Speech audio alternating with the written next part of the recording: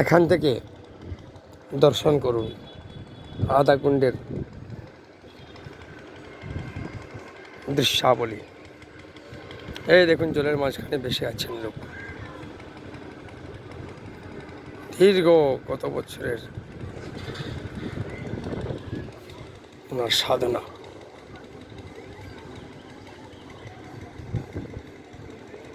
মহাত্মা সাধু বাবাজি কত বছরের সাধনা, জলের উপরে ভেসে আছেন, যেন প্রাণ নেই, একটি সব ভেসে গেছে। এই দেখেন রাধে রাধে। অনেক বছরের অনেক দিনের সাধনার ফলে এটা সিদ্ধি লাভ হয়।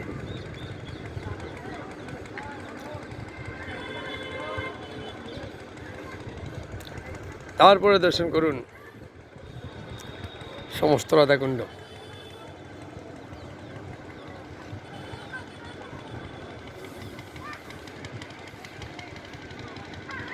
আর একটু পরে আসলে ভালো হতো, সূর্যের আলো বেশি,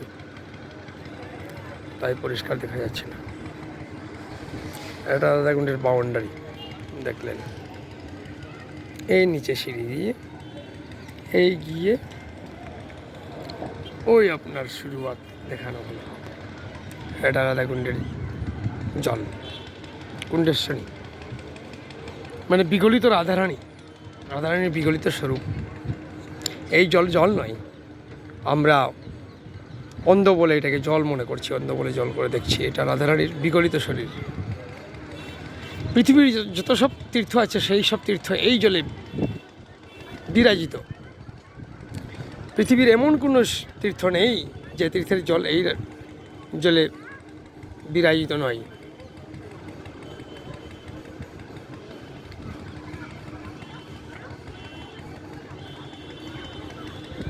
ঠিক তদ্রূপ দর্শন করুন শ্যামকুণ্ড। এইটা হচ্ছে মধ্যের ওই শ্যামকুণ্ড এইটা, এবং রাধাকুণ্ড এইটার মধ্যেকার, এটাকে বলে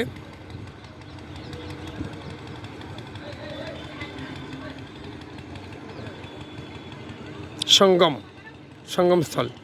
এই মন্দিরটার গিরিরাজ মন্দির।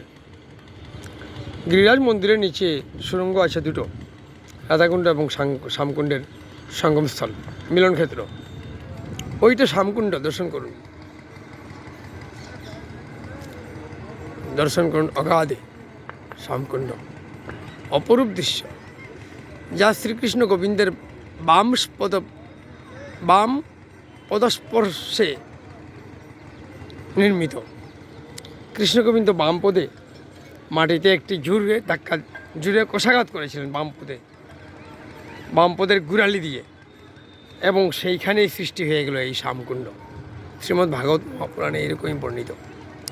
তাই শ্যামকুণ্ডের আকৃতি এই দিকটা, এই যেখানে আমার সঙ্গমস্থল সেখানে গুড়ালি, গোবিন্দের গুড়ালি, এবং ওইগুলো দেখুন পদপৃষ্ঠের চিহ্ন,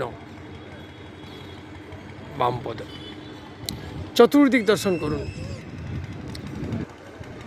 শ্যামকুণ্ডের চতুর্দিক দর্শন করুন। হাই হাই, কি অপূর্ব লীলা।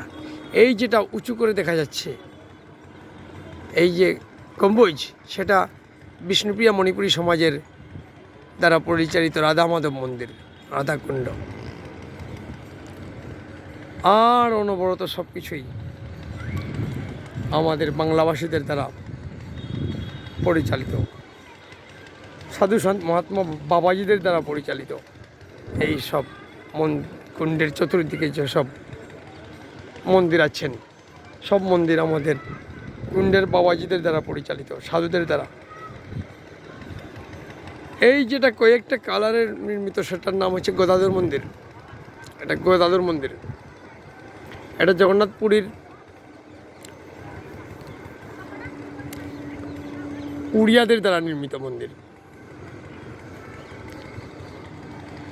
এইখানে আছে এই যে বৃক্ষটা দেখা যাচ্ছে, সেই বৃক্ষটার পাশে আছেন যুধিষ্ঠির বৃক্ষ। অবশ্য গাছটি শুকিয়ে গেছে বর্তমানে। পঞ্চপাণ্ডব বৃক্ষ ছিল এখানে, সবগুলা কালের পরিণতিতে নিত্যদামে চলে গেছেন। বর্তমানে যেটা আছে ইনি যুধিষ্ঠির বৃক্ষ, সেটাও তদ্রূপ।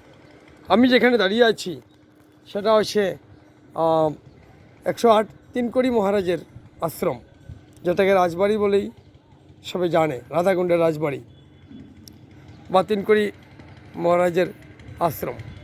এখানে মুরারি বাবা এই আশ্রম পরিচালিত করেছিলেন। মুরারি বাবা প্রাপ্তি হলে বর্তমানে এই আশ্রমের মহন্ত কৃষ্ণদাস বাবা, তিনি আমার কাকাগুরু হন, দেশের কাকাগুরু। তিনার বড় জ্যেষ্ঠ ভ্রাতা সুবল বাবা আমার শ্রী শ্রী 108 সুবল বাবা মহারাজ আমার দেশের গুরু।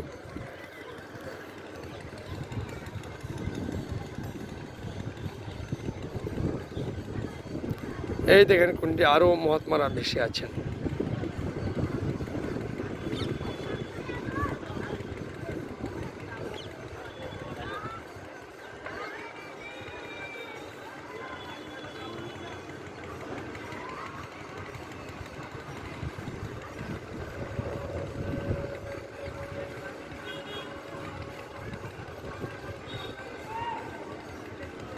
কুণ্ডের গভীরতা 90 ফুট, রাধাকুণ্ডের গভীরতা।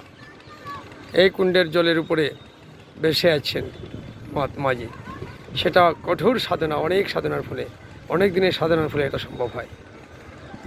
রাধে রাধে, জয় রাধে। এখনের মতো এখানেই বিরতি। রাধেশ্যাম।